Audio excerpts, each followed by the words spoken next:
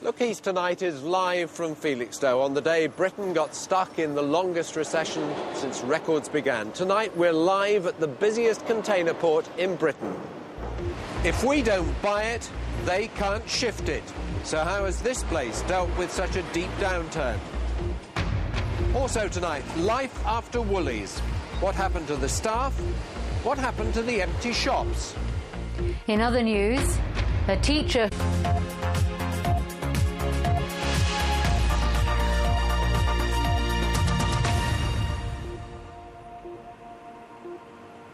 Good evening. The figures for Felixstowe are staggering. 2 million containers every year, a third of the container traffic in the UK.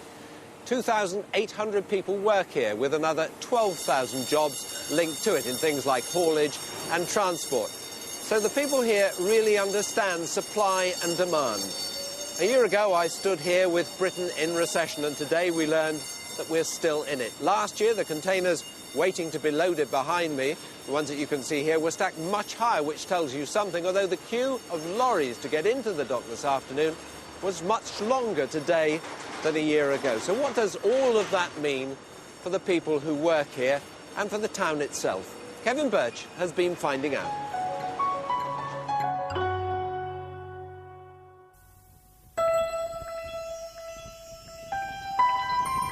It affects nearly every family in every way, either from dad to son to grandson. Somebody knows somebody in the dock. It's not a bad town, really. It is the dock that keeps them going. Weathering rough times is nothing new in Felixstowe. High seas or the high street, it's a resort with resilience. But something like a recent cut in overtime at the port has a knock-on for traders too. I think everybody then just went, you know, and started to worry. And then when we started seeing redundancies, not so much maybe the dock workers, but those that are related to the docks, like haulage and that sort of industry, it started to hit even harder then. The old WoolWorths store has a new lease of life, but not every gap is being filled. And for local window cleaner Keith Travis, that's always a worry. If they're having it like twice a week, they'll cut it down to once a week or once a fortnight. Or when they close, you've lost it completely then. You know, so you do feel it. But you got to keep smiling.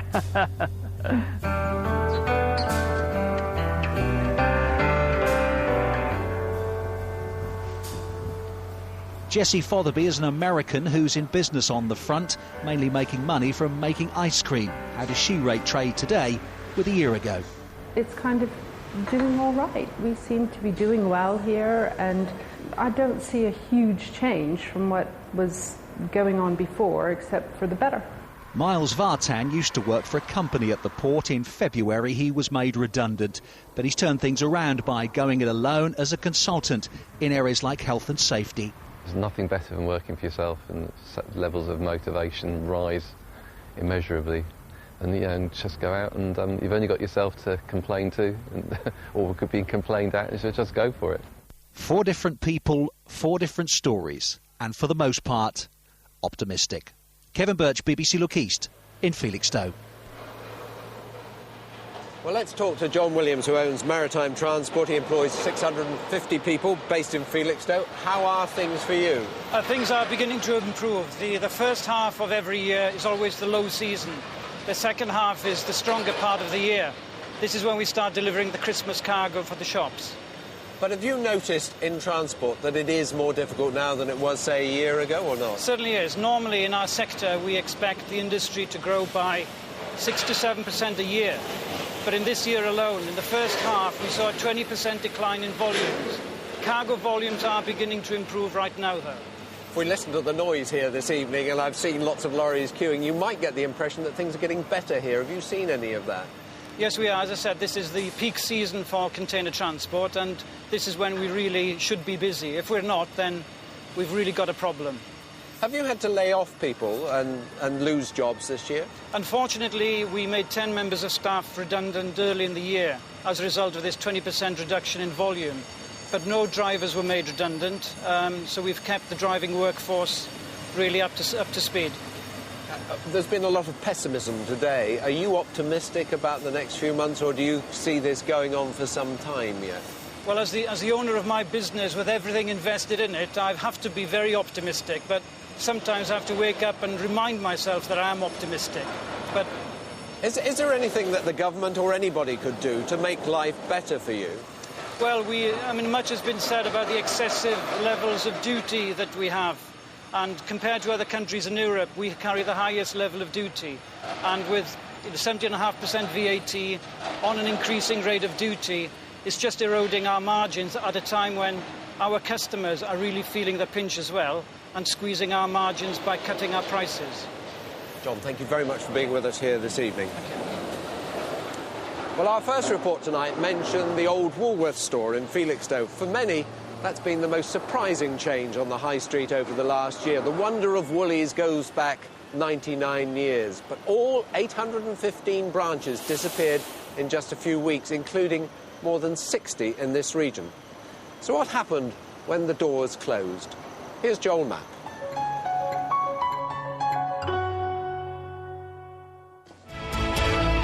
5 more Woolworths stores have closed in Essex today. They're in Billericay, Chelmsford, Dunstable, Hemel Hempstead, in Royston and Haverhill, including branches in Northampton and Corby. Stowmarket and Walton-on-the-Naze are the latest towns to lose their branches. When Woolworths went bust, it left a hole in almost every high street and put thousands out of work, including 30 staff in Corby.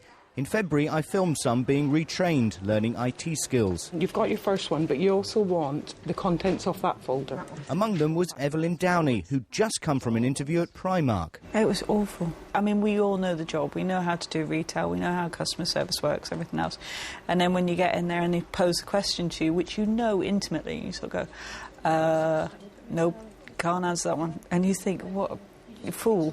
But Primark thought otherwise and gave her the job. I also spoke to Helen Ryan, who'd been at Woolies for 35 years. I think I just need confidence first before I actually, go for an interview.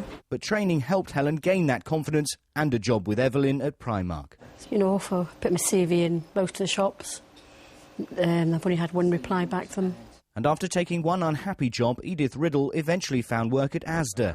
We need to position them in a prominent location in front. Steve Tate was Edith's boss at Woolies. He's now a manager at Tesco Express.